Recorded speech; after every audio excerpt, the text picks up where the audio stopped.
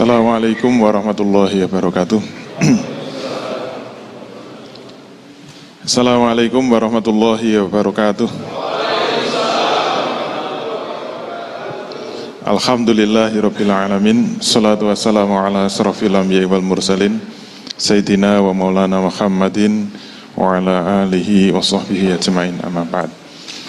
Bapak-bapak, ibu-ibu dan saudara-saudara sekalian, alhamdulillah pada malam hari ini kita bisa dipertemukan kembali oleh Allah Subhanahu wa taala dalam IBC edisi yang keberapa ini? Ke-8. Alhamdulillah. Tadi ada yang istiqomah 1 sampai 8 ikut terus. Kayaknya enggak ada ya. Kecuali orang-orang lama.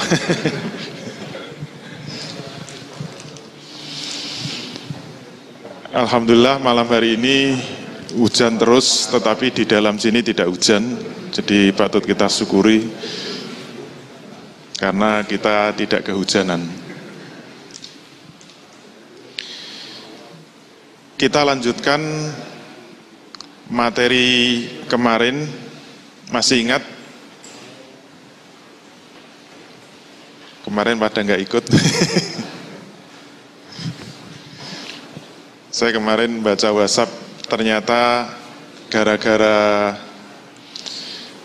acara kita di shooting, kemudian di-upload di YouTube, akhirnya banyak yang malas untuk datang karena apa? Cukup menunggu tayangan di YouTube, karena sama saja gitu. Mungkin lebih cakep di YouTube. Kalau lihat aslinya bikin mules. Apalagi hujan-hujan kayak gini, biasanya malas keluar. Tapi perlu saya sampaikan, walaupun sama ya melihat YouTube dengan hadir di sini, insya Allah pahalanya beda. Karena kita mendapatkan pahala untuk datang ke majelis. Jadi majelis ilmu seperti ini, majelis pengajian seperti ini, insya Allah hadisnya banyak sekali. Salah satunya ketika ada majelis ilmu seperti ini, insya Allah malaikat itu membukakan sayapnya di atas kita dan terus-menerus mendoakan pada setiap yang hadir di sini. Dan itu tidak ada di YouTube. Bedanya itu ya.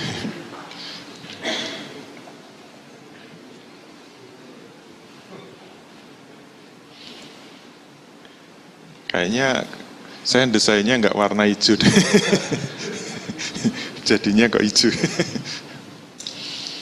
Baik, kita masuk membangun pondasi bisnis yang ketiga. Jangan khawatir, materi membangun bisnis ini sampai berapa? Sampai 15. Yang paling lama ternyata membangun bisnis. Artinya apa? Kita menginginkan pondasi ini benar-benar pondasi yang sangat kuat. Tadi sudah disampaikan bahwa orientasi bisnis kita tidak hanya di dunia, tapi sampai di akhirat. Oleh karena itu, pondasinya harus benar-benar kokoh. Dan saya yakin yang menentukan bagaimana sepak terjang bisnis kita itu sangat ditentukan oleh pondasinya. Bagi yang mereka membangun bisnisnya itu tanpa pondasi yang kokoh, saya yakin itu mudah sekali diterpa oleh angin, mudah sekali goyah, apalagi kalau sudah ketemu iming-iming yang besar tapi itu tidak dihalalkan oleh Allah. Itu biasanya mudah sekali goyang. Saya ingat dulu pernah lagi semangat-semangatnya berbicara tentang riba, lagi semangat-semangatnya bicara tentang bisnis yang halal, haram, biasanya Allah selalu memberi cobaan. Seingat saya cobaan itu mengikuti apa yang saya sampaikan. Makanya saya kadang-kadang takut. Dulu saya ingat malam hari itu saya menyampaikan materi kodok kodar dengan penuh semangat. Besoknya saya ujian. Dan alhamdulillah nggak lulus. Langsung apa yang saya sampaikan malam hari itu seperti mendapatkan ujian langsung, mendapatkan fakta langsung apakah omongan saya itu sesuai dengan kenyataan atau tidak gitu. Termasuk ketika saya menyampaikan tentang haramnya riba, saya nggak tahu ceritanya, tiba-tiba ada orang datang ke rumah saya. Dia menyampaikan bahwa kenal saya, tahu sepak terjang saya, ngerti masalah saya, ngerti kebutuhan saya gitu. Datang itu untuk apa coba? Menawarkan modal. Pak, saya ini ada duit nganggur 3 miliar. Silakan Bapak pakai, kalau Bapak berkenan cukup sampaikan nomor rekeningnya, nanti saya transfer tanda tangan. Terserah mau Bapak pakai apa. Saya hanya minta bunganya 3% per tahun. Coba Anda pinjam kemana saja, ada yang memberi bunga itu 3% 1 tahun. Itu dengan kebaikan hatinya dia mengatakan 3% saja Pak setahun. Dalam posisi saya sangat butuh duit. Saya mungkin kemarin saya ceritakan, dalam posisi saya belum punya pekerjaan tetap. Posisi saya masih tetap bekerja.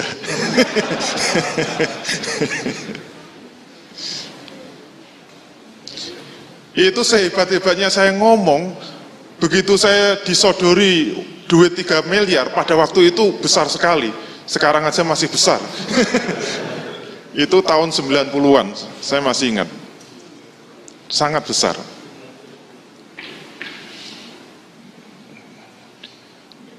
Dia ngerti bahwa saya itu pengen membangun sebuah perguruan tinggi. Makanya saya ditawari untuk, kalau 3 miliar zaman itu ya bisa untuk membangun gedung yang sangat besar. Ya sehebat-hebatnya saya ngomong itu goyang juga gitu. Goyah juga gitu. Karena nggak tahan saya masuk. Dan biasanya yang bisa menjadi penjaga gawang yang kuat itu adalah istri yang ada di dalam. Pentingnya punya istri yang solihah itu begitu. Begitu saya cerita itu, istri saya itu dengan tegas mengatakan, tolak saja, haram hukumnya. Gitu. Kalau istri sudah ngomong itu rasanya, semangat lagi. Gitu. Makanya kebanyakan laki-laki itu banyak terpeleset. Saya yakin itu mesti pengaruh istri. Pengaruh istri itu sangat dominan untuk suami. Suami itu banyak terpeleset itu pasti karena bujuk rayunya istri, atau mungkin tangisannya istri, atau mungkin rayuannya istri, lirikannya istri, dan seterusnya. Selanjutnya terserah Anda. Tapi alhamdulillah punya istri yang solihah, dengan tegas menolak itu rasanya mantep. Coba kalau istrinya mulai membujuk gitu, ya gimana lah caranya supaya jadi halal misalnya. Kalau sudah kayak gitu sudah goyah lagi.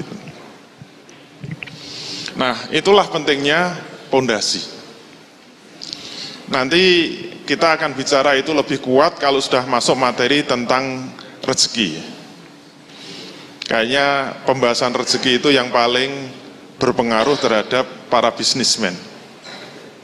Kalau pemahaman rezeki salah, ibarat membangun pondasi itu miring. Kalau kita membangun rumah, pondasinya miring, seluruh bangunan di atasnya itu miring. Kayak menara Pisa itu. Menara Pisa itu bangunannya lurus. Tapi kenapa kelihatan miring? Itu karena yang nonton miring. Enggak, maksudnya pondasinya yang miring. Jadi kalau pondasi itu tidak kuat, pondasi itu miring atau pondasi itu rapuh, sangat berpengaruh pada bangunan di atasnya. Dan selalu nanti kita akan menemukan kesalahan di dalam pondasi itu selalu 2 dan yang benar 1. Dua pemahaman yang ekstrim di dalam memahami. Nanti mulai dari kodok kodar, kemudian kita masuk pembahasan rezeki. Karena semua pondasinya itu kodok kodar. Jadi kalau diurutkan setelah Qadha Qadar nanti kita membahas hidayah dolalah, kemudian tawakal, rezeki, ajal, dan doa. Sehingga kita tahu peran masing-masing. Sebenarnya rezeki itu ada hubungannya dengan usaha kita atau tidak. Kenapa ada orang yang usahanya sudah jungkir balik, bisnis sana sini, tetap miskin aja gitu. Ada yang bisnisnya itu nyantai aja gitu, kayaknya santai, tenang, tapi kok bisnisnya lancar, bisnisnya laku keras. Sebenarnya rezeki itu ada hubungannya dengan usaha atau tidak? Itu yang harus kita bahas. Dan itu semua masih berbicara di dalam tanah. Kenapa? Kita masih bicara pondasi. Oke? Nah, untuk memudahkan nanti semuanya sangat ditentukan oleh cara berpikir kita. Kemarin kita sudah membahas teori berpikir tingkat 1, sekarang kita masuk teori berpikir tingkat 2. Jadi walaupun bisnismen, taraf berpikirnya kita naikkan terus. Nanti kita akan tahu bahwa orang yang berpendidikan setinggi apapun, walaupun dia kuliahnya S1, kuliahnya S2, termasuk sampai kuliahnya S3, itu sebenarnya taraf berpikirnya itu maksimal hanya tingkat 2. Tapi kalau Bapak Ibu sekalian ikut Islamic Business Coaching itu nanti 2 minggu yang akan datang kita naikkan lagi dengan teori berpikir tingkat 3. Itu di atasnya profesor. Sedikit aja. Nanti kita buktikan bahwa ini adalah level sarjana S1, S2 maupun S3 itu sebenarnya maksimal hanya level 2. Saya nggak setuju dengan pendapatnya Bob Sadino ya. Bisnis itu harus goblok, itu saya nggak setuju. Menurut saya bisnis harus pinter, harus berilmu. Kalau goblok itu walaupun kaya raya, gimana bisa masuk surga kalau goblok? Karena jargon kita kan bisnis tidak sekedar untung rugi, tapi pahala, dosa atau pahala. Jadi jangan ikut-ikutan ya. Yang penting goblok. Cara goblok untuk sukses. Kenapa saya katakan teori berpikir tingkat 2 itu levelnya sarjana, S1, S2 maupun S3. Karena inti dari berpikir tingkat 2 itu kita akan mencari kebenaran untuk hal-hal yang tidak langsung. Untuk kemarin kita membicarakan kebenaran yang langsung itu dengan teori berpikir tingkat 1. Itu sudah kita selesaikan. Sekarang kita masuk bagaimana kita mencari kebenaran untuk sesuatu yang tidak langsung terindra. Jadi kita akan memasuki alam gaib. Oke, siap? Jadi kita akan memasuki dunia yang benar-benar tidak terlihat, tetapi kita ingin mencari kebenarannya. Ini tantangan bagi kita.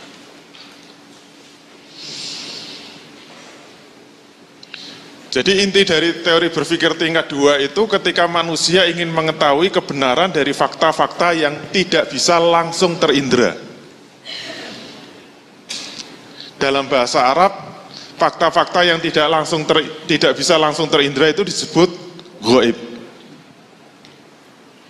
Jadi ghaib itu bukan hanya makhluk halus ya, nggak ada hubungannya dengan makhluk halus semata. Tapi ghaib itu sesuatu yang tidak bisa langsung terindra.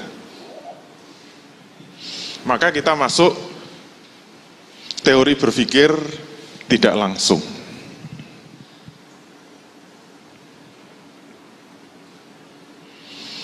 Jadi pemikiran tingkat 2 yaitu bagaimana jika manusia ingin membenarkan sesuatu yang tidak kelihatan.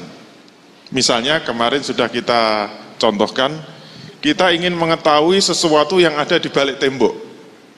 Ini tembok ya. Oh.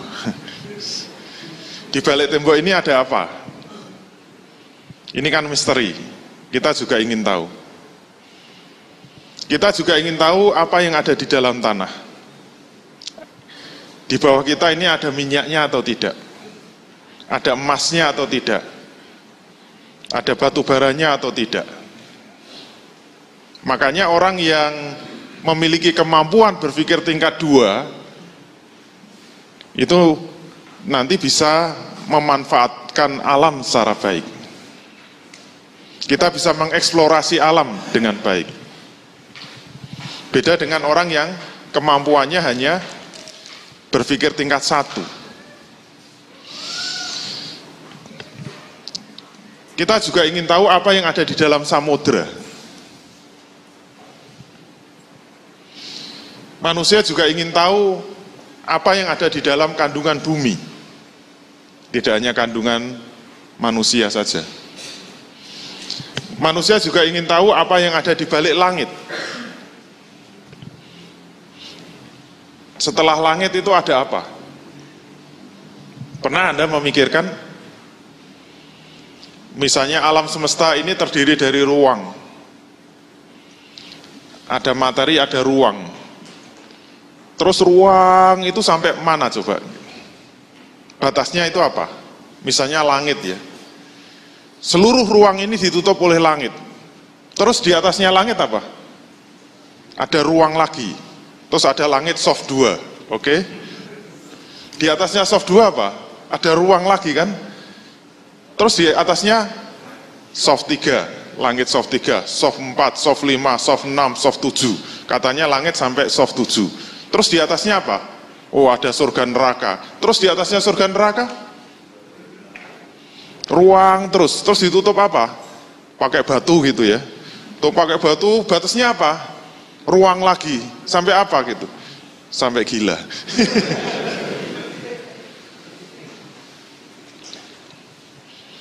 Coba aja dipikir nanti kalau pulang.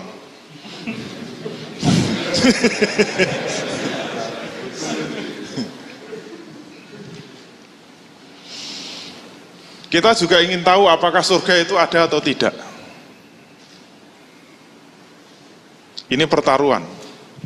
Saya ingat waktu Zainuddin MZ lagi ngetop-ngetopnya, dulu pernah ceramah, itu kiai termasuk idola saya.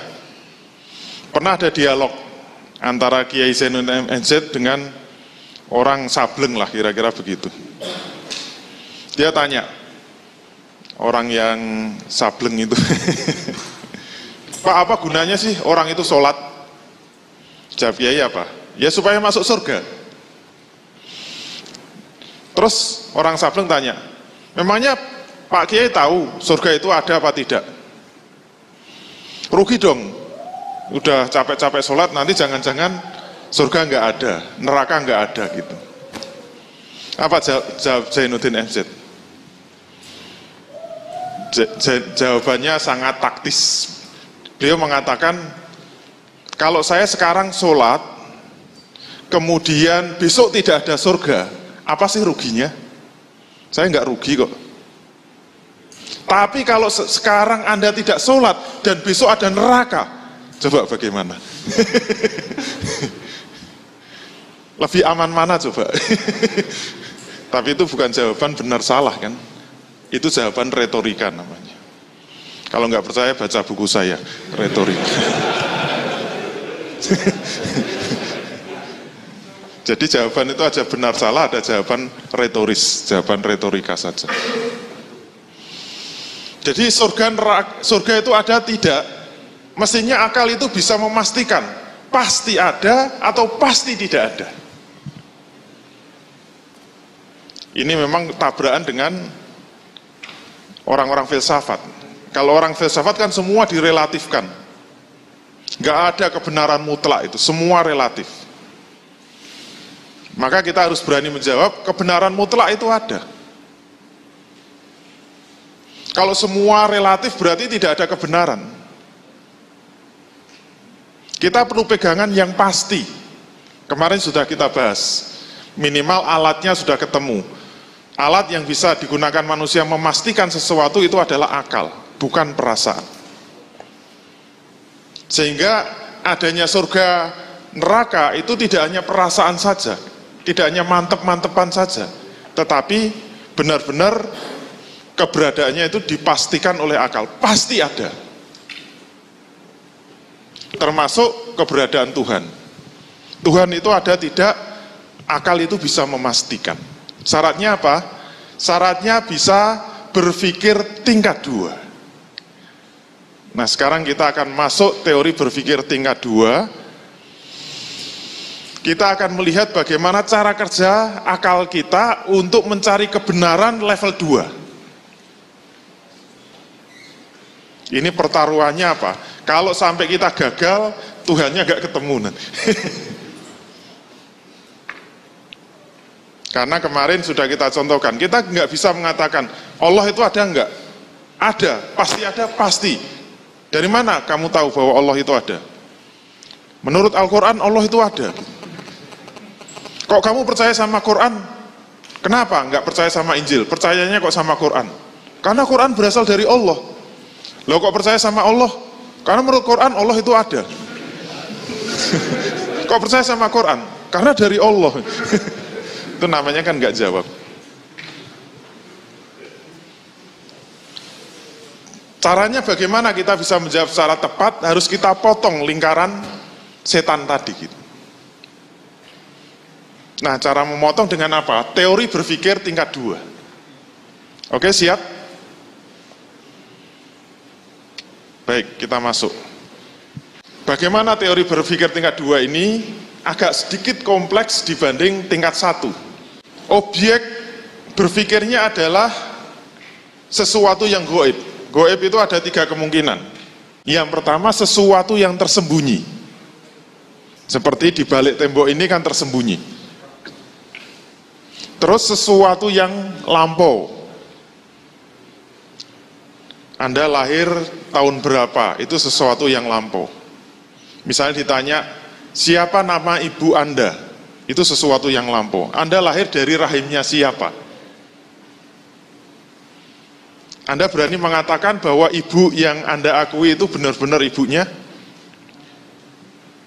Anda yakin bahwa yang kita akui sekarang ibu itu adalah yang melahirkan kita? Yakin?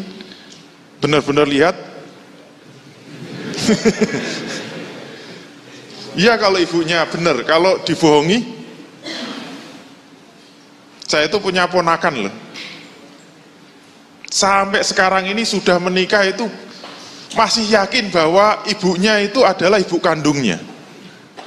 Padahal saya tahu persis dengan mata kepala sendiri dia diadopsi itu umur 2 bulan.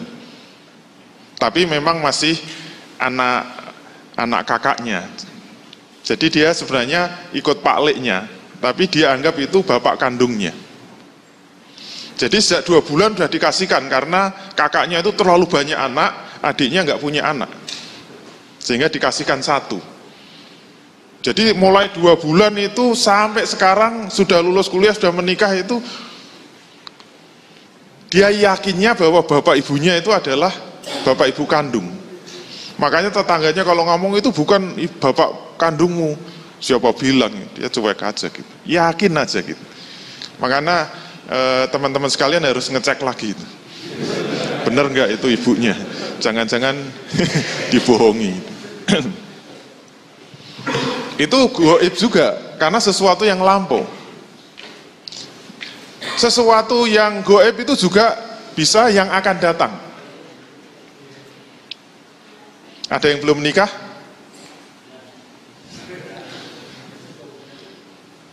Pertanyaannya besok menikah enggak? Yakin? Bagaimana memastikan bahwa besok itu menikah? Jangan-jangan enggak laku-laku terus sampai meninggal dunia. Itu juga gaib masa depan. Jadi sesuatu yang akan datang itu gaib juga. Maka pertanyaannya bagaimana kita bisa mencari kebenaran yang pasti dari yang gaib-gaib itu. Yang nggak kelihatan itu kita bisa mengatakan pasti benar. Sesuatu yang lampau, ini ibu saya itu pasti benar. Sesuatu yang akan datang itu saya nanti akan punya istri. pasti benar. Punya anak pasti benar. Menikah lagi pasti salah misalnya. Caranya membenarkan bagaimana?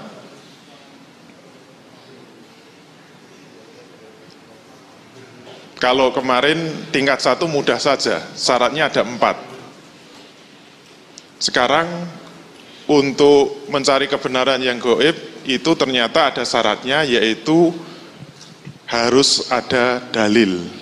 Dalil juga bahasa Arab artinya penunjuk. Sehingga nanti yang kita nilai adalah dalilnya.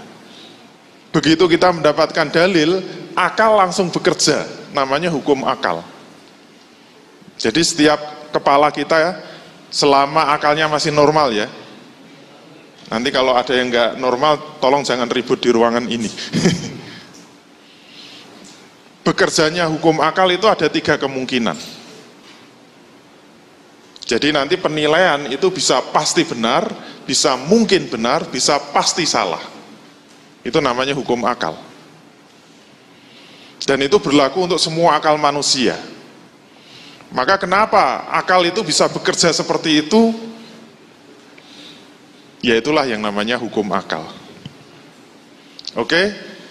Jadi diagramnya hanya seperti ini saja. Sekarang kita masuk satu-satu. Syarat dalil. Bagaimana ini disebut dalil itu? Syarat dalil itu ternyata harus diperoleh dari penginderaan secara langsung atau dari pemikiran tingkat 1. Karena syarat berpikir tingkat 1 kemarin harus ada fakta yang terindra, harus ada indera yang mengindra, kemudian ada otak dan ada maklumat sebelumnya, maklumat as-sabiqah. Itu pemikiran tingkat 1. Jadi dalil itu harus diperoleh secara langsung. Maka kalau sudah memiliki dalil, manusia bisa menilai 3 kemungkinan. Yang pertama pasti benar atau wajib akli. Kriterianya apa? Ciri-cirinya apa? Kalau hanya ada satu alternatif membenarkan, maka akal mengatakan pasti benar. Hanya ada satu alternatif membenarkan. Tetapi kalau ada lebih dari satu alternatif membenarkan, maka akal mengatakan jaiz akli, mungkin benar, mungkin salah. Sedangkan kalau tidak ada alternatif membenarkan, maka dikatakan mustahil akli, pasti salah. Ya cuma begitu aja. Itu yang disebut kebenaran ilmiah, itu nilainya kan di antara pasti benar dan pasti salah. Nilai sebuah riset penelitian itu mesti di antara ini. Mesti menggunakan derajat kesalahan.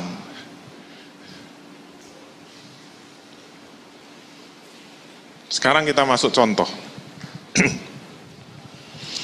Oke, kita mulai contoh dari yang pertama, memikirkan sesuatu yang tersembunyi di balik tembok. Oke, sudah ngerti temboknya? Itu temboknya ya. Sekarang silahkan dinilai kalau ada orang yang membuat pernyataan.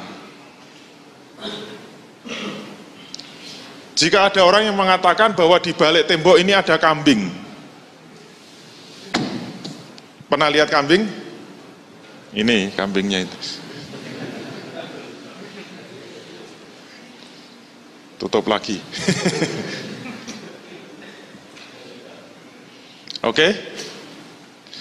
Kalau ada orang yang mengatakan bahwa di balik tembok ini ada kambing, silakan dinilai. Kemungkinannya apa? Pasti benar, mungkin benar, apa pasti salah? Kalau ada yang orang mengatakan di balik tembok ini ada kambing, nilainya apa? Pasti benar, mungkin benar, apa pasti salah? Mungkin benar. Semua setuju? Pasti salah? Kenapa? Nggak mungkin ada kambing. Nggak ada suara kambing. Pasti salah? Mungkin salah? mungkin benar, pasti benar. Oke, kita lihat jawaban yang benar apa? Nilainya apa? Jawabnya semua tidak berpikir. Kenapa? Mengapa? Karena tidak menggunakan dalil. Jadi kalau berpikir tidak menggunakan dalil itu sebenarnya menggunakan perasaan. Mantep-mantepan. Saya mantepnya nggak ada kok.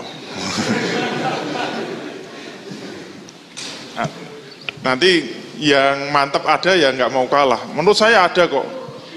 Ini gedungnya aja sudah mirip kandang kambing. misalnya. Itu perasaan aja lah. Yang punya gedung masih tersinggung.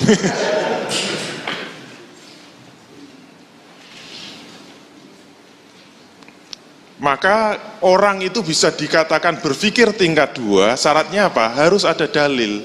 Nah, dalil itu apa? Dalil itu harus sesuatu yang terindra secara langsung. Maka bisa dengan penglihatan, bisa dengan pendengaran, bisa dengan peraba, bisa dengan pengecap, bisa dengan penciuman.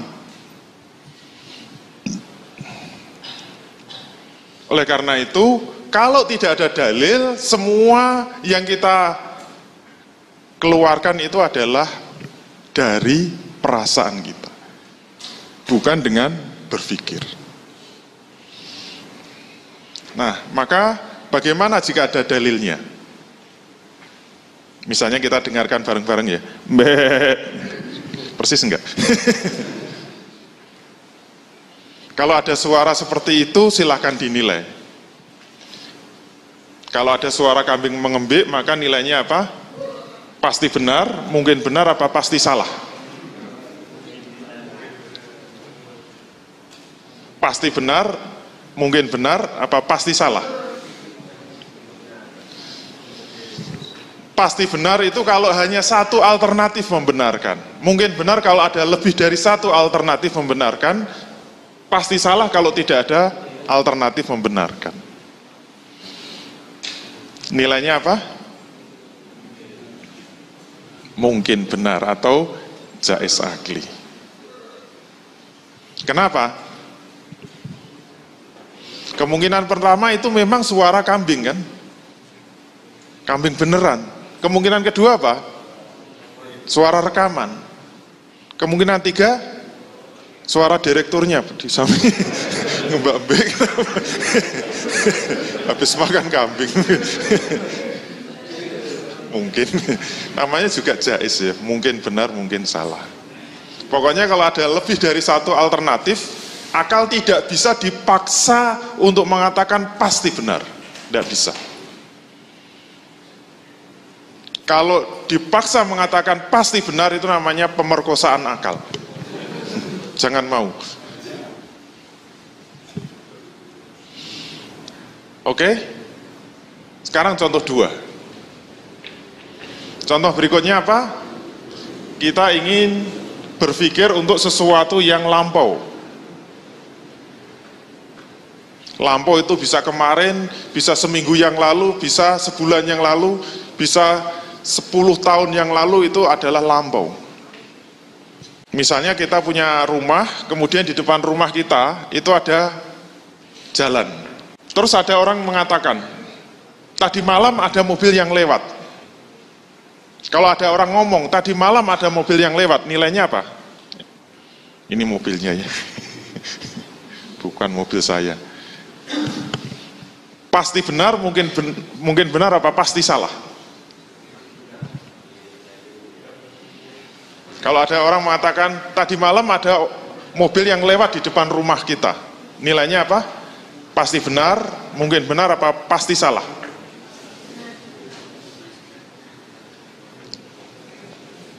Apa? Jawabnya apa? Jawabnya semua tidak berpikir. Mengapa? Karena tidak menggunakan dalil. Oleh karena itu, untuk menjawab sesuatu yang lampau, kalau kita memang mau berpikir tingkat 2, tetap jangan lupa dalilnya harus dimajukan. Makanya tadi maghrib saya nonton TV itu, ketua KPK kan diserang. KPK tenang aja, kenapa? Yang diminta apa? Kalau memang benar, tunjukkan buktinya. Bahasa Arabnya apa? Dalilnya gitu. Jadi kalau diserang, tenang saja gitu. Kalau memang benar apa yang kamu katakan, tunjukkan dalilnya gitu. Tunjukkan bukti-buktinya. Nah, bukti-bukti itu adalah dalil. Maka jangan ngomong tanpa dalil. Jangan ngomong tanpa bukti. Itu namanya ramikir blas gitu. Tadi jubirnya KPK sebenarnya pengen ngomong gitu. Kalau sampean nggak bisa menunjukkan buktinya, ramikir blas itu. Ratau melu kajian IBC.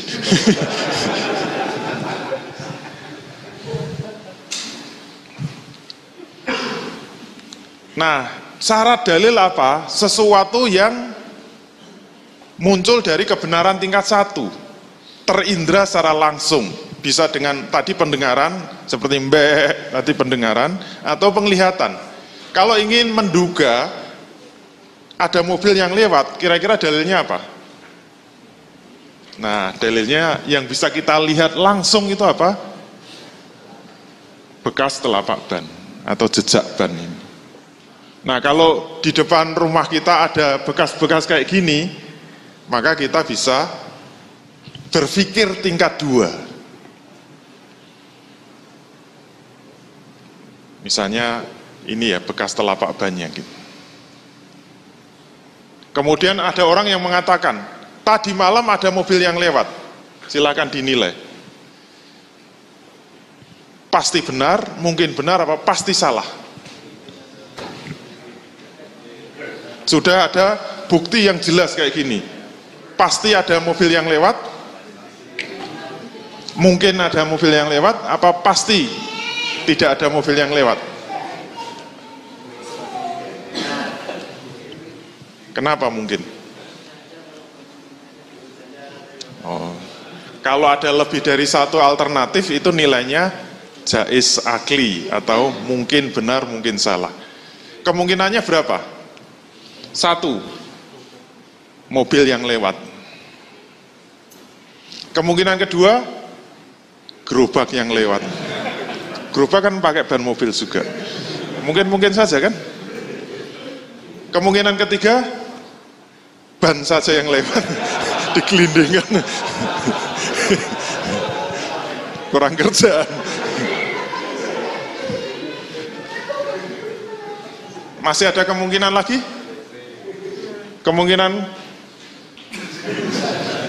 sandal dari ban. Dulu kan ada yang jual kan? Pengusaha mesti ngertilah itu. Apa saja bisa dijual mengikuti Bob Sadino. Pokoknya yang di bawah matahari itu bisa dijadikan bisnis, kata almarhum Bob Sadino. Jadi semua yang di bawah sinar matahari itu bisa jadi uang. Makanya kalau ada orang susah cari uang itu berarti di atas matahari, tidak di bawah matahari. Susah amat sih cari uang itu. Masih ada kemungkinan lagi? Kira-kira apa? Distempel ban. Ini hasil survei semua loh.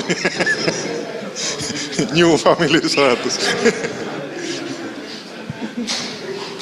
Bisa kan buat stempel gede gitu, plak. Masih ada kemungkinan lagi? Masih. Digambari.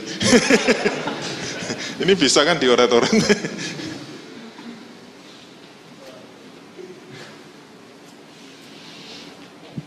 Nah, sekarang pertanyaannya, adakah yang pasti benar?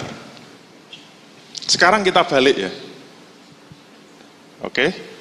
Kita balik dengan menggunakan dalil yang sama. Tugas kita apa? Buatlah pernyataan yang nilainya pasti benar.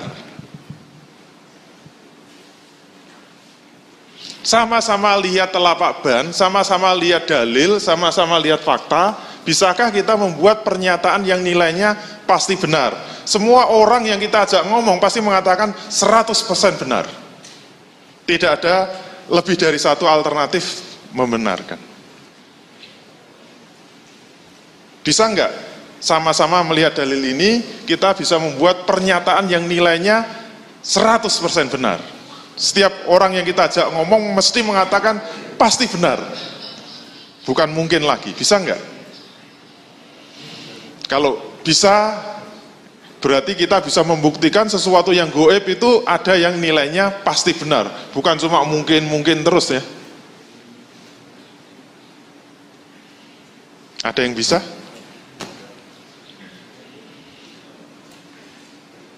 Gimana? Diikuti? Sama ketemu mobilnya? Anda mengatakan itu pasti telapak mobilnya itu?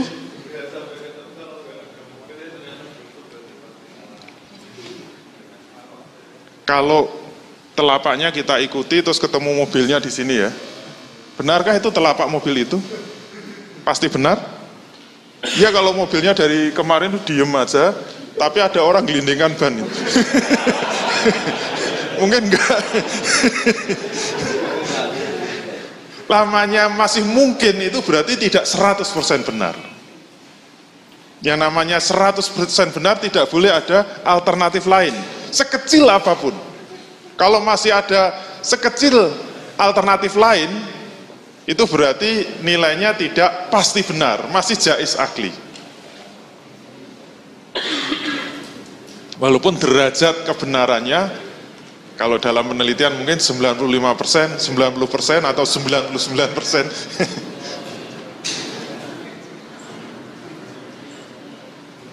Tapi tidak ada penelitian yang mengatakan derajat kebenaran 100% nggak ada. Kecuali kuliah ini.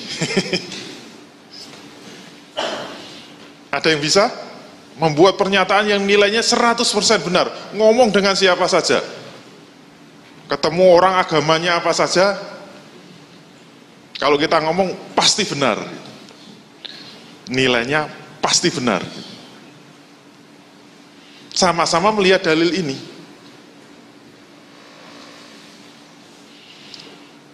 Nah, nanti ini kita gunakan untuk memastikan adanya Tuhan, itu caranya juga seperti itu.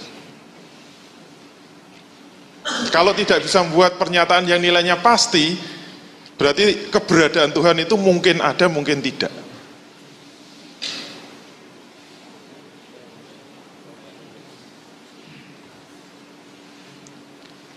Oke?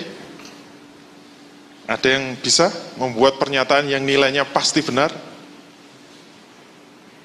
Nanti dapat hadiah. Hadiahnya apa? Diacungi jempol. Kasihan. Ada lagi yang mau mencoba? Ya, silakan. Bahwa di jalan tersebut ada orang atau benda atau apapun yang lewat. Ada orang yang lewat.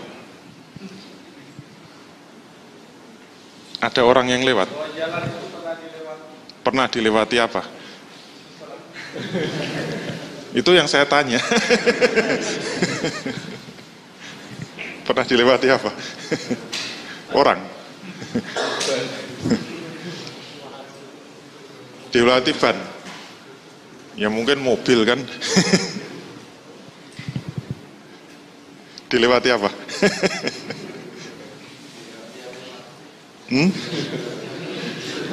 Dilewati yang lewat. Iya, Anda patut mendapat acungan jempol. Jadi pernyataan yang pasti benar apa? Pasti ada yang melewati. Atau pasti ada yang membekasi. Nilainya apa? 100% benar. Ada yang membantah? Silakan dibantah. Ada yang ragu-ragu? Kalau ada bekas telapak ban kayak gini, pernyataan yang pasti benar apa? Pasti ada yang melewati. Terus kalau ditanya yang melewati apa? Semua jawaban itu nilainya jais. Mungkin benar, mungkin salah. Yang pasti apa? Pasti ada yang membekasi kan? Itu pasti benar. Kalau Anda melihat gedung ini, apa yang pasti? Kalau Anda melihat dalil, ini gedung ini jadi dalil. Yang pasti apa? Pasti ada yang membangun kan? Tapi kalau pertanyaannya ditambah, yang bangun namanya siapa? Kalau Anda jawab Pak Paimo, mungkin benar, mungkin salah. Pak Paijo, mungkin benar, mungkin salah. Pak Painem, kayaknya salah itu.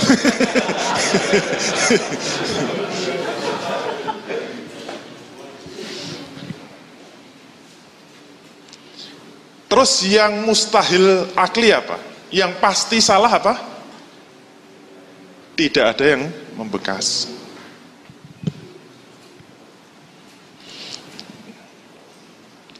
Mudah kan? Selesai. Itu adalah kebenaran tidak langsung. Nah sekarang ya jadi pertanyaan, apakah masih ada kebenaran yang ingin diketahui manusia? Padahal di dalam pendidikan, tadi saya katakan S1, S2, S3, itu sudah puncaknya pemikiran tingkat 2 itu. Semua penelitian itu sebenarnya, semua riset, semua skripsi, semua tesis, disertasi itu sebenarnya apa? Untuk menjawab sesuatu yang goib. Kalau pertanian ya, karena tanah ini nggak bisa dilihat secara langsung, dengan kebenaran langsung, tanah ini subur atau tidak. Bagaimana bisa membuktikan tanah ini subur atau tidak? Caranya gimana? Harus pakai dalil kan? Dalilnya apa? Ada sebidang tanah, 2 bidang tanah yang dasar tanahnya sama. Kemudian ditanami dengan mungkin satu bidang itu 100 tanaman, bidang yang kedua 100 tanaman. Kemudian yang satu bidang dikasih pupuk, yang satu tidak. Pertanyaannya, pupuk ini bisa menyuburkan tanaman atau tidak? Kan nggak bisa dilihat tuh pupuknya geremet, mijeti tanaman, kan nggak bisa. Yang bisa dilihat apa? Dalilnya kan, setelah panen, kemudian semua ditimbang, ada beda nyata atau tidak antara yang dipupuk dengan yang tidak. Kalau ada beda nyata, maka kita bisa membuat pernyataan pupuk ini menyuburkan tanaman, tapi tetap dengan derajat kebenaran yang tidak 100%. Jadi capek-capek kuliah itu sebenarnya levelnya 2. Terus yang disebut level 3 itu apa? Kita lihat contohnya. Contohnya tentang paham demokrasi. Misalnya. Pernah dengar demokrasi? Jangan dibacanya jangan pendek-pendek, demokrasi.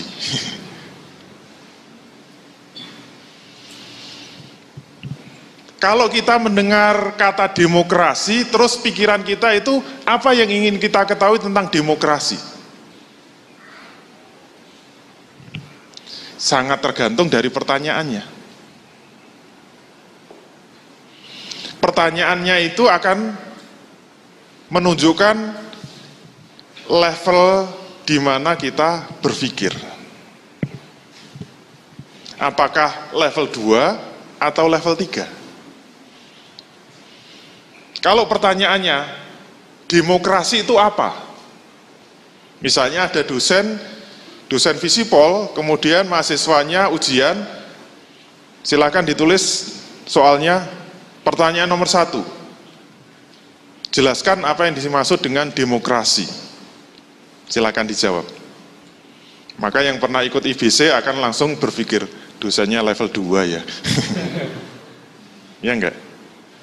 Maka mahasiswa yang pernah kuliah bisa menjawab, demokrasi itu kedaulatan ada di tangan rakyat. Nah, jawabannya benar atau salah?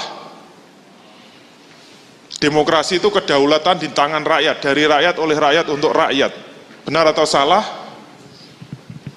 Nah, jika ada dalilnya, yaitu sesuai dengan penggagas paham demokrasi, maka jawaban itu bisa dianggap benar. Itu adalah kebenaran tingkat 2. Soal dari dosen ini soal level 2. Jadi kalau ada dosen ngasih pertanyaan kayak gitu, langsung sampaikan aja, Pak, belum pernah ikut IBC ya. Kenapa? Berpikirnya level 2 melulu. Kalau level 3 apa? Kalau pertanyaannya kita rubah. Pertanyaannya apa? Demokrasi itu benar atau salah? Nah, itu pertanyaan level 3.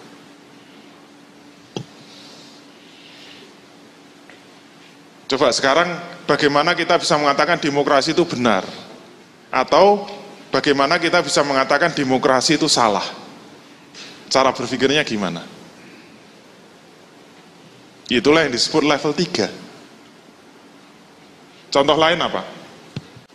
Kalau kita bisnismen contohnya apa? Bunga bank. Tergantung pertanyaannya kan? Kalau kuliah pertanyaannya bunga bank itu apa? Itu pertanyaan level 2, oke? Bunga bank itu apa? Tambahan yang diberikan kepada orang yang diberi pinjaman. Oh, orang yang memberi pinjaman. Itu pertanyaan level 2. Kalau level 3 apa? Bunga bank itu benar atau salah? Itu level 3. Sekarang jawab, bunga bank itu benar atau salah? Kalau Anda mengatakan benar, itu bagaimana kok bisa mengatakan benar? Kalau Anda mengatakan salah, bagaimana Anda bisa mengatakan bunga bank itu salah? Salahnya opo? Kasihan kan? Contoh berikutnya, kalau ada pertanyaan di dunia bisnis ya, leasing itu apa? Ini pertanyaan level 2. Ini bahasa Inggris ya, bukan bahasa Jawa. Kok ketawa? Kayaknya pada paham bahasa Jawa. Ada yang tahu leasing itu apa?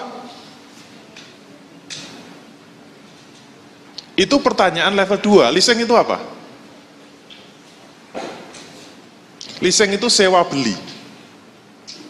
Bukan cuma sewa, tapi juga beli.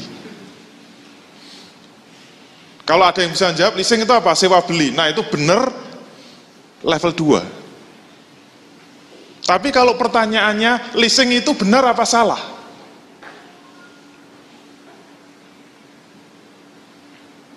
Coba kalau beli motor, kemudian akadnya pakai akad leasing, itu benar apa salah? Kalau mengatakan benar itu, kenapa Anda mengatakan benar? Kalau kita mengatakan salah, kenapa Anda bisa mengatakan salah? Secara pasti. Dan semua akal manusia bisa menerima. Enggak cuma, leasing itu haram, itu kan menurut orang Islam. Saya kan orang Katolik misalnya gitu. Enggak kenal halal haram. Kemarin di Jakarta, DPSI kan ngadakan workshop DPSI, developer apa? Properti Syariah Indonesia, pakai Indonesia ya. Soalnya ada DPS, ada DPSI. Ternyata yang ikut cuma 12. 2 diantaranya itu Kristen, suami istri Kristen. Kok ya mau-maunya ikut itu loh. Udah jelas-jelas DPSI ada syariahnya kok ya ikut itu. Suami istri lagi. Nah yang heran ketika kita ngisi itu mereka itu terheran-heran. Loh Islam itu kok kayak gini kok ya diatur ya. Loh kok gini diatur kok detail banget sih gitu. Masa agama itu ngurusi kayak gini.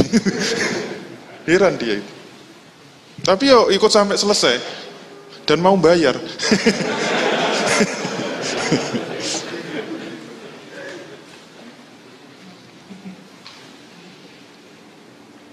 Bagaimana Anda bisa mengatakan leasing itu benar secara pasti, semua manusia bisa menerima? Atau kalau mengatakan salah, ya salah secara pasti, semua akal manusia bisa menerima? Baik yang beragama Islam, beragama tidak Islam, yang kafir, yang Muslim, yang Kristen, yang Hindu, yang Buddha, semua bisa mengatakan pasti benar. perlu apa? Level 3. Contoh berikutnya, asuransi itu apa? Kalau bisa mendefinisikan asuransi, bisa menjelaskan asuransi, bisa menguraikan asuransi itu apa, cara kerja asuransi itu bagaimana, level 2. Lulus Fakultas Ekonomi. Tapi itu berpikir tingkat 2. Tapi kalau pertanyaannya dinaikkan, yaitu apa? Asuransi itu benar apa salah? Ini level 3. Kenapa? Bagaimana bisa mengatakan ini benar, bagaimana bisa mengatakan itu salah?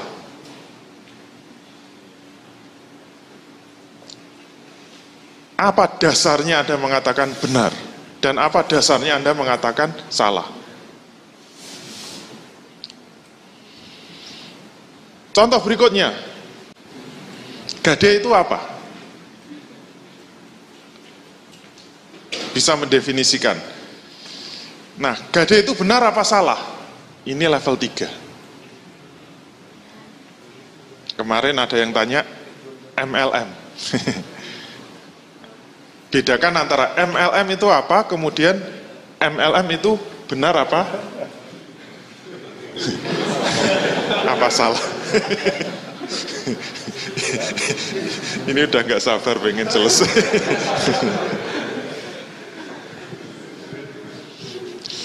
Retorikanya hilang.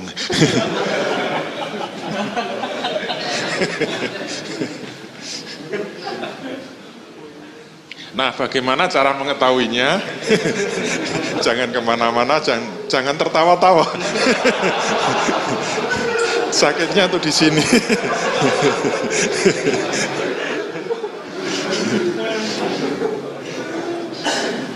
Silakan ikuti materi IBC yang ke-9. Terima kasih, Anda telah menyaksikan tayangan persembahan Pengusaha Rindu Syariah.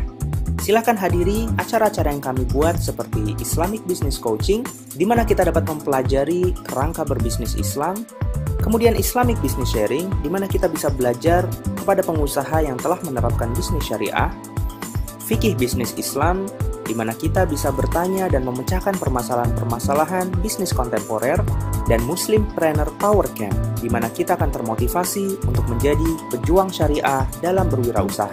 Sampai ketemu di pertemuan berikutnya. Wassalamualaikum warahmatullahi wabarakatuh.